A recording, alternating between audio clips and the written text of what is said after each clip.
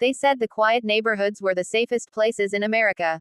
They were wrong. At exactly 6:42 a.m. on a gray Tuesday morning in early October, the silence of Brookhaven, Ohio was shattered by the sound of 3 police cruisers rolling slowly down Maple Ridge Drive. Porch lights flicked on. Curtains shifted. Coffee mugs froze midair in trembling hands. No one in this small, picture-perfect American suburb had ever seen that many squad cars on their street at sunrise. And they were stopping in front of the Whitaker house. By 7:10 a.m., half the town knew. By noon, the entire country would. Nancy Whitaker had been missing for 72 hours. She was not the kind of woman who disappeared. 42 years old, mother of 2, volunteer at the local church, organizer of charity drives, the type of neighbor who remembered birthdays and baked extra pies, just in case. She was stability personified, the kind of woman who made Brookhaven feel safe. And now she was gone. No note, no signs of forced entry, no screaming heard, just gone. The last confirmed sighting was Friday night at 9:17 p.m. when a neighbor's security camera captured Nancy taking out the trash. She was wearing gray sweatpants and a navy hoodie. Her hair was tied back. She paused for a second, looked toward the street as if noticing something, then went back inside.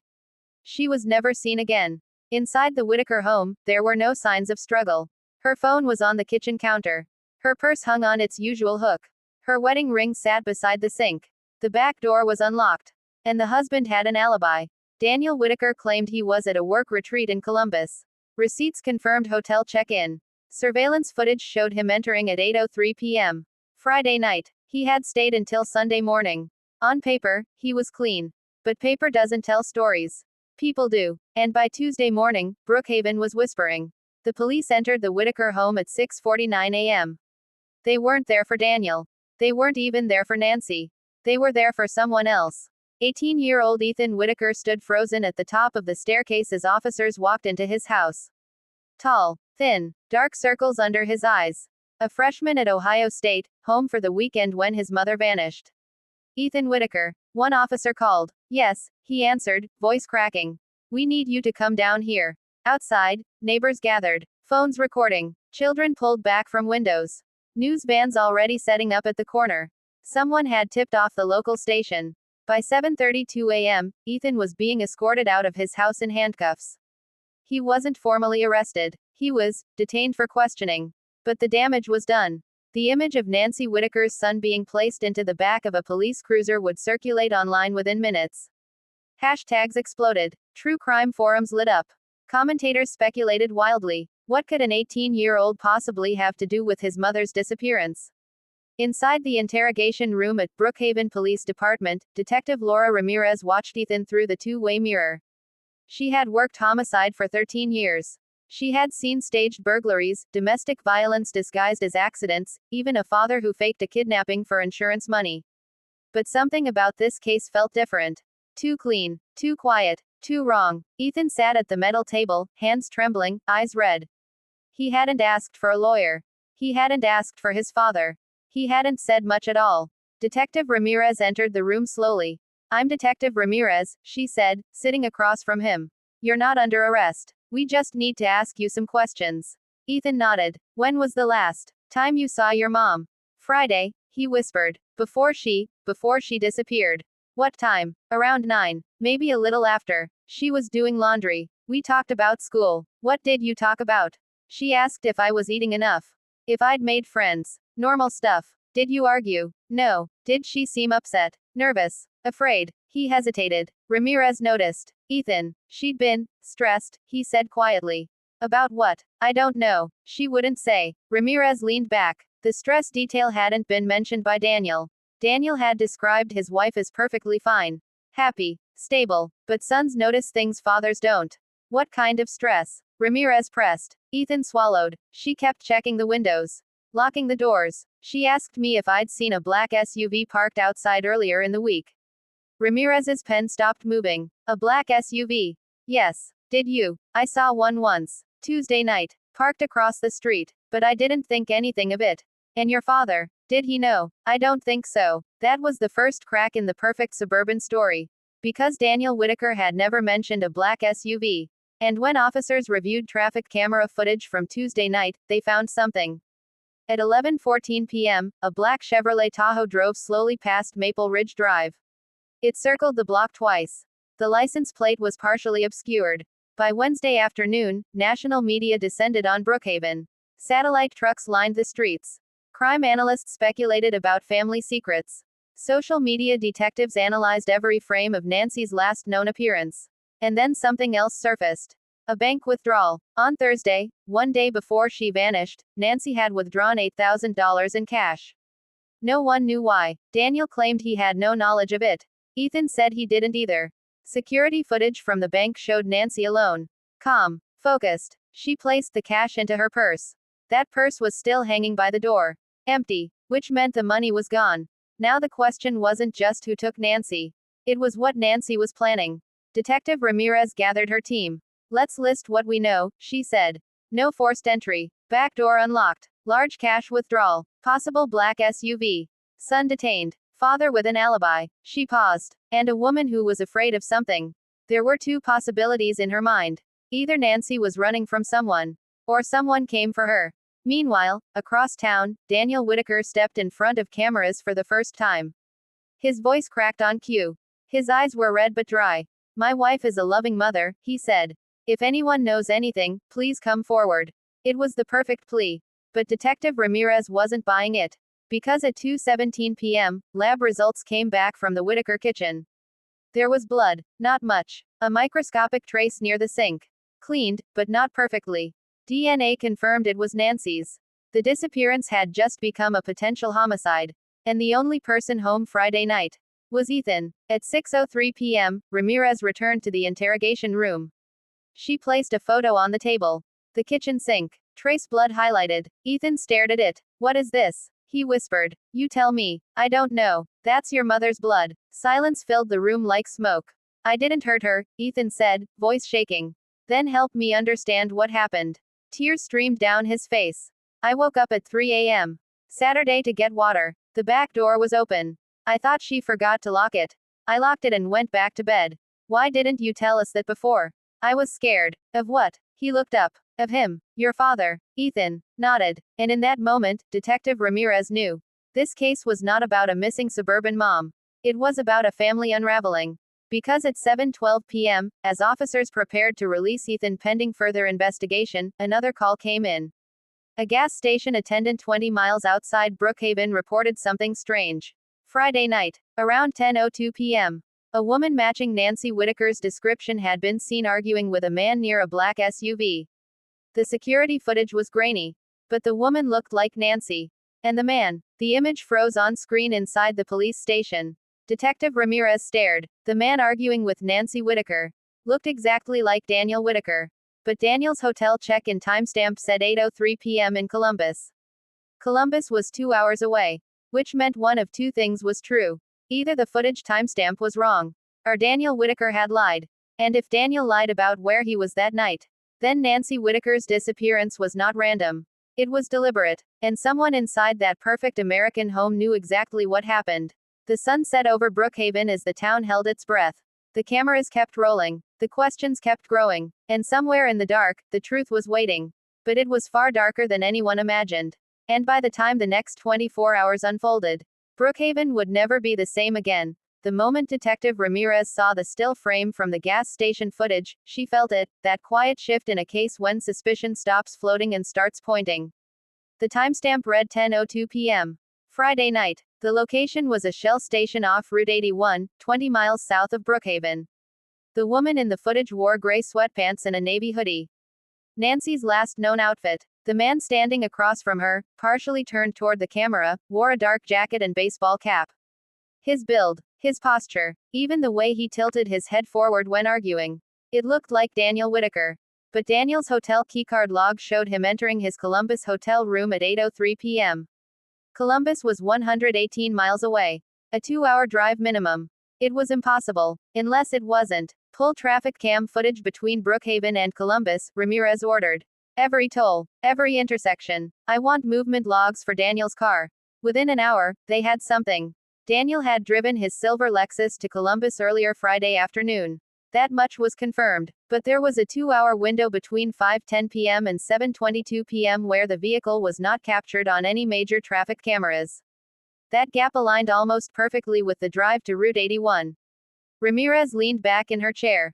He could have gone south first, she said quietly. Met her, then doubled back to Columbus. But why would she meet him 20 miles out of town? Her partner asked. That's the better question. Meanwhile, Daniel Whitaker sat in his living room surrounded by sympathy cards and untouched casseroles. The cameras were gone for the night, but the tension wasn't. His phone buzzed constantly. Reporters, friends, distant relatives. He ignored them all. Upstairs, Ethan packed a small duffel bag. He had been released, but the look in his father's eyes when he returned home told him everything. Suspicion, fear, and something else. Resentment. Why did you tell them about the SUV? Daniel asked from the doorway. Ethan froze. I was just answering questions. You don't speculate with police. I wasn't speculating. Mom was scared. Daniel's jaw tightened. Your mother had anxiety. No, Ethan said, voice firm. She had secrets. The word hung between them like a loaded weapon. Daniel stepped closer. What secrets? Ethan hesitated. He hadn't told the detective everything. Not yet. Tuesday night, Ethan said slowly, I heard you arguing with her. Daniel's expression shifted, just slightly. You misheard. I heard you say, you can't ruin everything now. Silence. You were stressed about money, Daniel said. That's all. Then why did she withdraw $8,000? Daniel's eyes flickered. How do you know about that? It's on the news. Daniel turned away. Your mother made emotional decisions sometimes. Ethan stared at him. You're lying. The words landed like a slap. Down at the station, forensic analysis on the kitchen blood sample revealed something new. The amount of blood was small, too small for a fatal wound. But the cleaning agent used to wipe it. Industrial grade, not household. It was the kind of solvent used in auto shops. Daniel owned an auto detailing business. Ramirez closed the file slowly. Bring him in, she said. At 10:11 p.m., officers knocked on the Whitaker door again. Daniel answered calmly. Mr. Whitaker, Ramirez said, we need you to come with us. For what? To clarify some inconsistencies. Ethan watched from the staircase as his father was escorted out. This time, the neighbors didn't whisper. They stared. Inside the interrogation room, Daniel Whitaker looked composed. You think I hurt my wife? He asked flatly. I think your timeline doesn't match new evidence, Ramirez replied. I was in Columbus. Traffic cameras show a 2-hour gap. Cameras miss things. So do hotel clerks. Daniel's eyes narrowed. What does that mean? Ramirez slid a document across the table. Hotel surveillance. Daniel entering the lobby at 8:03 p.m. Alone. But something was off. He was wearing a different jacket than the one in the gas station footage. And his hair looked damp. Did you shower before checking in? Ramirez asked. Yes. At the hotel? No. Before I left. Ramirez leaned forward. Why does the hotel water usage log show your room's shower running at 9:12 p.m.? Daniel blinked. I don't know. Because you weren't there at 8:03 p.m., were you? He didn't answer. Ramirez placed another photo on the table. A close-up still from the gas station argument. Enhanced. The man's wrist was visible. A silver watch. Daniel instinctively glanced at his own wrist. He wasn't wearing it now. Where's your watch? Ramirez asked. At home. Which one? I only have one. Good, she said. Because the man arguing with Nancy was wearing one exactly like it. Daniel's composure began to crack. This is circumstantial. Then explain why your wife withdrew $8,000 the day before she vanished. I don't control her bank account. But you control your business accounts. That hit. Because financial investigators had uncovered something else. Daniel's auto detailing business was failing. 3 months behind on rent. 2 maxed out credit cards. And a pending lawsuit from a supplier. The Whitakers weren't the stable suburban dream they appeared to be. They were drowning. Were you in debt? Ramirez asked. Every business has ups and downs. Were you desperate? No. Did Nancy find out? Daniel's breathing slowed. She overreacted. So she took money and threatened to leave. He slammed his fist on the table. She wasn't leaving. The outburst echoed. Ramirez didn't flinch. Then what was she doing on Route 81 at 10 p.m. arguing with you? Daniel froze. The silence lasted 5 seconds. 10. 15. Then he said something that changed everything. I wasn't arguing with her. Then what were you doing? I was trying to stop her. The room went still. Stop her from what? Meeting him. Ramirez's mind sharpened. Meeting. Who? Daniel leaned back, defeated. She was seeing someone. The air shifted. A man from church, he continued. Michael Turner, youth pastor, 45, divorced. Do you have proof? I followed her Tuesday night. Saw them together in his car. And Friday, she called me, said she wanted to meet. 2. End things properly. She asked for cash. Said he was pressuring her. Pressuring her how? She wouldn't say. Ramirez's thoughts raced. If Nancy withdrew money to pay someone, and Daniel met her to stop it, then where did she go after the gas station? After the argument, Ramirez said carefully, what happened? Daniel's voice dropped. She got into the SUV. What SUV? Black Tahoe. The same one Ethan had mentioned. Who was driving? I couldn't see clearly. Did you follow them? No. Why not? Because she told me not to. And you just let your wife drive off with another man. His silence was answer enough. Back at the Whitaker home, Ethan sat alone in his bedroom. His phone buzzed. Unknown number. He hesitated before answering. Hello. Static. Then a voice. Low. Distorted. You should have kept quiet. Ethan's blood ran cold. Who is this? You don't know what she was involved in. The line went dead. Ethan stared at his phone. His mother wasn't having an affair.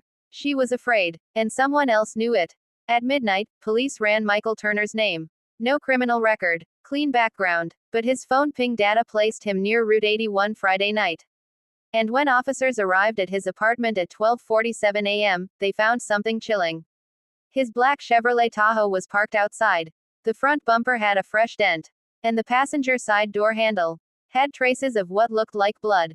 Brookhaven's quiet image shattered completely at 1:18 a.m. Because Michael Turner was not home. His phone was off. And Nancy Whitaker was still missing. Now the case had shifted. It wasn't just a struggling marriage. It wasn't just financial pressure. It was something darker. A secret meeting. A large cash withdrawal. A missing youth pastor. A damaged SUV. And a son who had just received a threat. Detective Ramirez stood outside the apartment complex, watching officers photograph the vehicle. The night air felt heavier now. If Nancy got into that SUV willingly, then something happened after. Something no one planned. And somewhere between Brookhaven and Route 81, the truth was waiting. But when they found it, it would be worse than anyone imagined. By 2:03 a.m., Brookhaven was no longer sleeping. Blue and red lights flashed against the brick walls of Michael Turner's apartment complex as crime scene technicians circled the black Chevrolet Tahoe like vultures.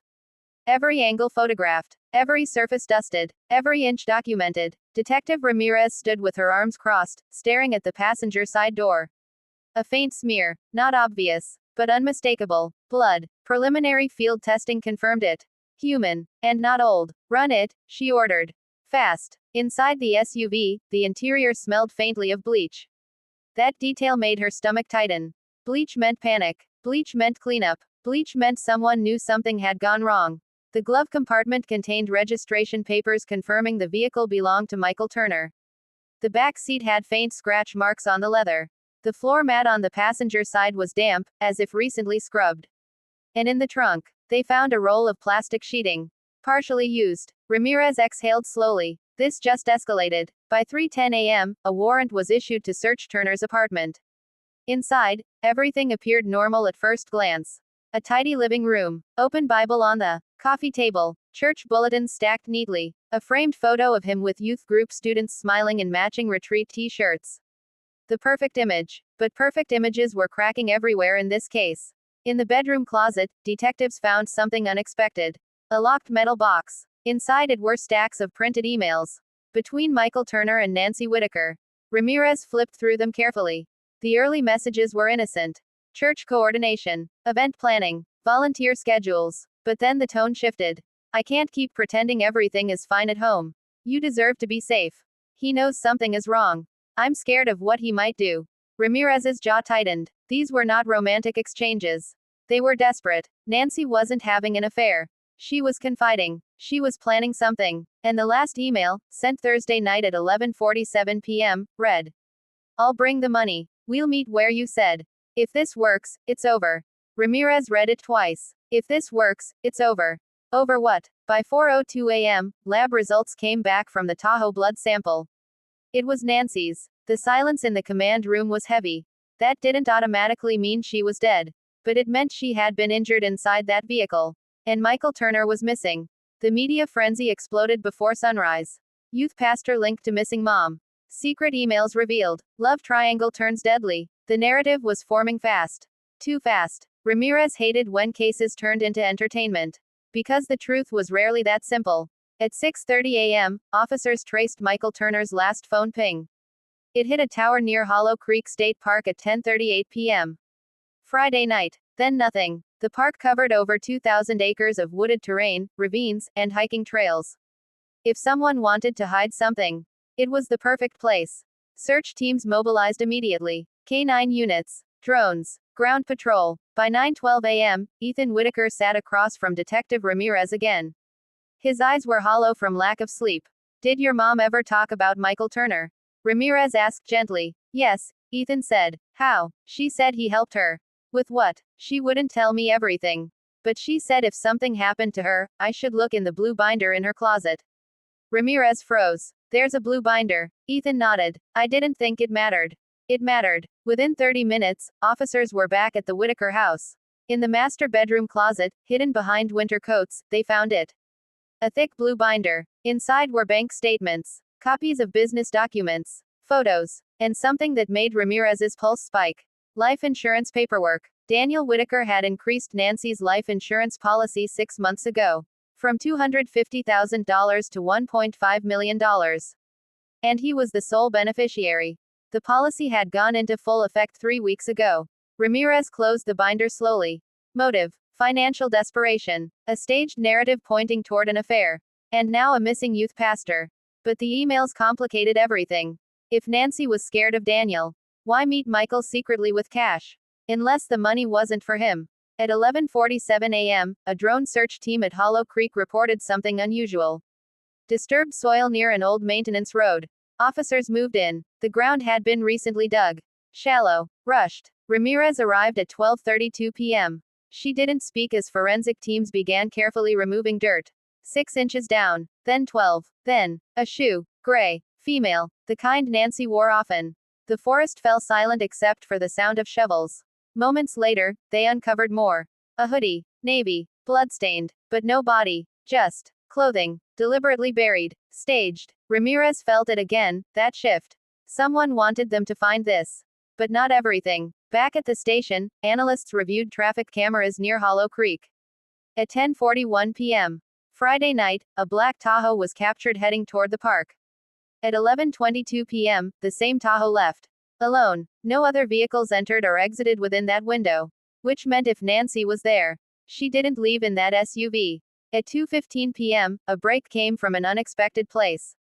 A hunter called in after recognizing Michael Turner's photo on the news. He reported seeing a man matching Turner's description walking along Route 14 early Saturday morning. Disoriented, covered in dirt, Ramirez tracked down the location.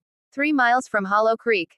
If Turner had buried clothing but not a body, then where was Nancy? And why stage it? By evening, a statewide BOLO was issued for Michael Turner.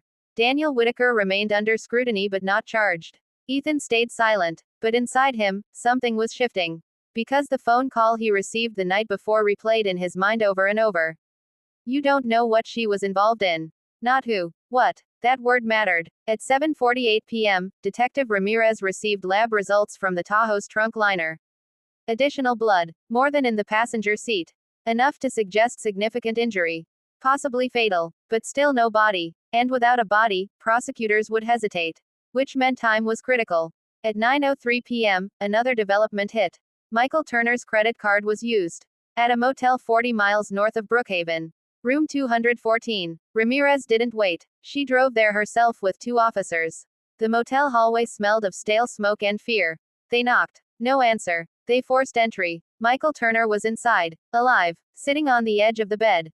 Hands shaking. Eyes red. He didn't resist. He didn't run. He just looked up and said something that froze everyone in the room.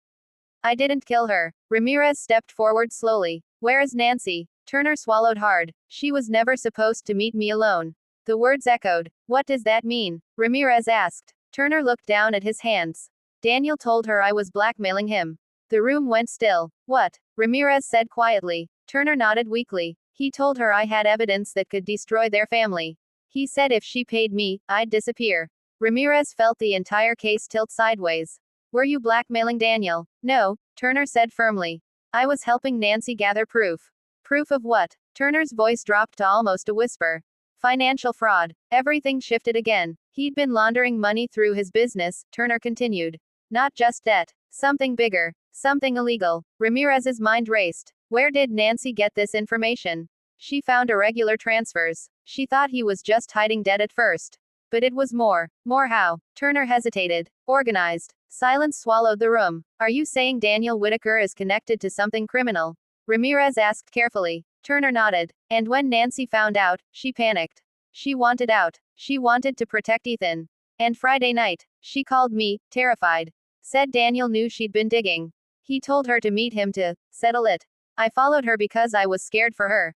Ramirez's heart pounded. What happened at the gas station? They argued. He accused her of betrayal. She accused him of lying. And then, another SUV pulled up. Ramirez felt the air leave the room. What SUV? Black. Tinted windows. Another one. Yes. And, Turner's voice broke. They took her. The words hung, like a thunderclap. Who? Ramirez demanded. I don't know. Two men. I tried to intervene. One of them hit me. I fell. When I got up, she was gone. Then why bury her clothes? Because they threw them at me, Turner said, tears forming. Told me if I talked, I'd be next. Silence. Ramirez studied him carefully. His injuries matched. Bruising on the jaw. Scrapes on his hands. Not defensive wounds. Impact wounds. And the blood in your SUV. She pressed. She was bleeding from her nose after Daniel shoved her. I helped her into my car before the second SUV arrived. The narrative had just fractured completely. This wasn't a jealous lover. It wasn't a simple domestic murder. It was something larger, more organized. And if Turner was telling the truth, then Nancy Whitaker was taken. Not killed. At least not yet. Ramirez stepped back slowly. Because if outside players were involved, then Daniel Whitaker wasn't just a desperate husband. He was connected to something dangerous. And Nancy had uncovered it. Which meant one terrifying possibility remained. She wasn't buried in Hollow Creek. She was somewhere else. And time was running out. As officers cuffed Michael Turner and escorted him out for formal questioning, he said one last thing over his shoulder. They said if I told anyone, they'd finish what they started. Ramirez didn't respond. Because she knew now. This wasn't just a missing person case. It was a conspiracy. And the people involved were watching. And if they realized the investigation was closing in, the next disappearance wouldn't be Nancy's. It would be someone else's. Possibly someone much closer to home. By the time Michael Turner was transported back to Brookhaven under protective custody, the case had split into two parallel investigations. On the surface, it was still the disappearance of Nancy Whitaker. Underneath, it was something far more dangerous. Detective Ramirez stood in the command room staring at the board. Photos connected by red string. Daniel, Nancy, Michael, the black Tahoe, the second SUV, the buried clothes, the life insurance policy, the failing business, and now, possible financial fraud, organized. If Turner was telling the truth, Daniel Whitaker wasn't just drowning in debt. He was involved in something criminal enough to scare Nancy into secretly gathering evidence. Ramirez turned to the Financial Crimes Unit. I want every transaction from Whitaker Auto Detailing for the last 2 years. Shell companies, wire transfers, vendor payments, everything. Within hours, the numbers began painting a picture. Small deposits, frequent, under-reporting thresholds, different accounts, different states. It was structured, intentional, and it wasn't just debt concealment. It was laundering. But laundering for who? At 1:17 a.m., Turner sat in an interrogation room again. This time calmer. You said Nancy found something organized, Ramirez began. What exactly? Turner swallowed. She showed me spreadsheets. Payments routed through the business. Money coming in from out of state. Cash-heavy transfers. She thought Daniel was hiding gambling debt. And then, she traced one vendor. It didn't exist. Shell company. Yes. And when she confronted him, he denied it. Then he got angry. She told me she was afraid. Afraid of Daniel. Turner hesitated. Not just Daniel. That answer hit harder. Explain. She said Daniel kept meeting someone at the shop after hours. A man she didn't recognize. Black SUV. Tinted windows. The second SUV. The pattern was emerging. Meanwhile, officers executed a search warrant at Whitaker Auto Detailing at 3:42 a.m. The shop looked ordinary from the outside. Neon sign. Roll-up garage doors. Security cameras mounted above. Inside, the office computer had been wiped. Recently. Hard drive removed. Too clean, one tech muttered. In the storage bay behind the shop, hidden behind stacks of tires, they found something else. A secondary ledger. Handwritten. Initials instead of names. Dates. Dollar amounts. Codes. Ramirez studied it under fluorescent light. One set of initials appeared repeatedly. RK. Large amounts. Weekly. She cross-checked vehicle registration records. There was a black Chevrolet Tahoe registered to a man named Richard Keller. Address: 42 miles outside Brookhaven. Occupation: owner of Keller Logistics. No criminal record, but his company had several cash-heavy contracts. Ramirez felt the pieces aligning. At 6:15 a.m., Daniel Whitaker was brought back in for questioning. He looked more tired now.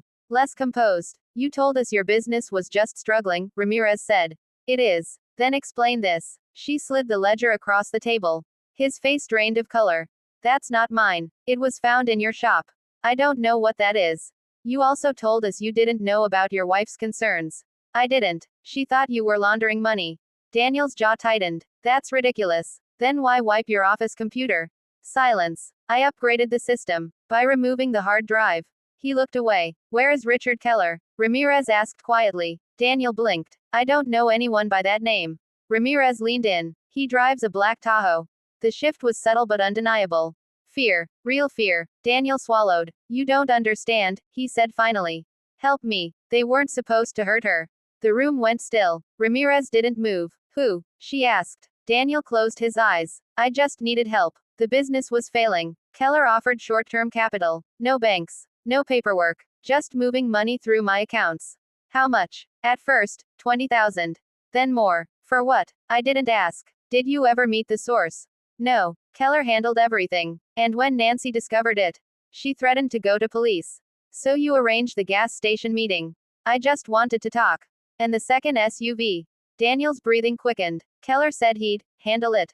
Handle what? My problem. The word echoed. Problem. You told Keller your wife was a problem. Ramirez asked. I didn't mean, but that's what he heard. Daniel's composure collapsed. I didn't think they'd take her. Take her where? I don't know. Did you see them force her? Yes. Did you try to stop them? He said nothing. Back at the station, analysts pulled cell tower data for Richard Keller. His phone pinged near Route 81 at 9:58 p.m. Friday night. Then near Hollow Creek at 10:45 p.m. Then, off. At 11:07 p.m. Same window as Nancy's disappearance. Ramirez stood up slowly. Get a warrant. Now. By 9:20 a.m., tactical units surrounded Keller Logistics. It looked legitimate. Trucks. Drivers. Paperwork. But inside the warehouse office, they found a burner phone. Last outgoing call, Daniel Whitaker. Friday. 8:47 p.m. And in the back lot.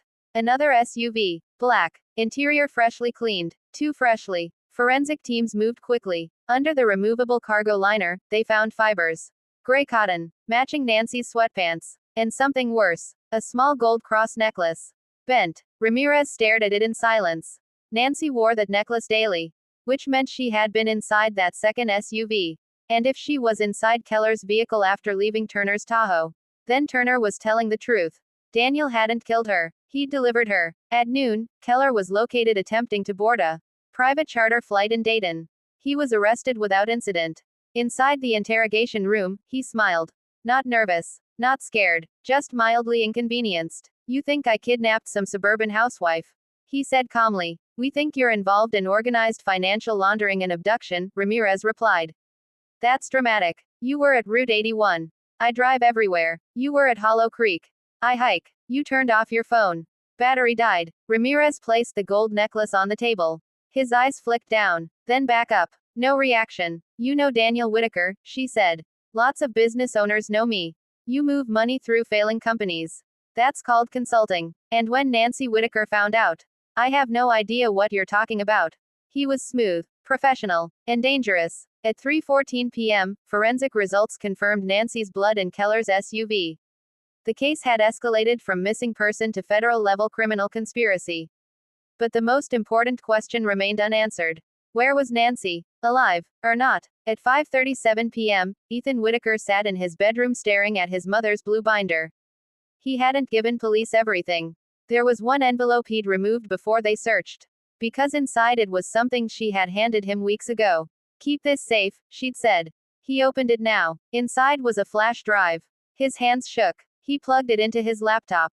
Folders appeared, bank records, audio files, and one labeled simply, "If anything happens." Ethan clicked it. A video opened. Nancy appeared on screen, tired, but determined. "If you're watching this," she said softly, then something went wrong. Ethan's breath caught. "I found out your father is involved with dangerous people. I don't know how deep it goes. But if they realize I have proof, they may try to silence me." She leaned closer to the camera. "I'm meeting someone to get protection. If I don't come back, take this to Detective Ramirez." The screen cut to black. Ethan's world shifted. She hadn't been running. She'd been trying to expose them.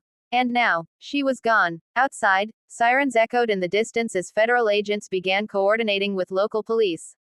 Because if Keller was part of something larger, then Nancy wasn't just collateral damage. She was leverage. And leverage is kept alive. At least for a while. Detective Ramirez stood at the evidence board again as evening fell. Daniel in custody. Keller in custody. Turner cooperating. But Nancy still missing. And time ticking. Because organized criminals don't panic. They calculate. And if Nancy Whitaker had seen too much, then someone, somewhere, was deciding what to do with her. And the next move wouldn't be loud. It would be precise. And if Ramirez didn't find her soon, this case wouldn't end with an arrest. It would end with a body. And a town that would never trust its quiet streets again. The night after Richard Keller's arrest, Brookhaven stopped pretending it was a quiet town. Satellite trucks lined the courthouse square. Federal vehicles replaced local patrol cars outside the Whitaker home. Reporters whispered words like laundering ring, organized crime, abduction conspiracy. But inside the command center, Detective Laura Ramirez focused on only one thing. Nancy Whitaker was still missing. And time was no longer neutral. It was the enemy. Keller sat in federal holding, silent and composed. Daniel Whitaker was in county lockup, pale and unraveling. Michael Turner was under protective watch, cooperating fully. 3 men, 3 different versions of the same night. Only one truth. At 7:12 a.m., Ethan Whitaker walked into the police station clutching a small flash drive. "I need to see Detective Ramirez," he said. Minutes later, Ramirez sat across from him in a quiet conference room.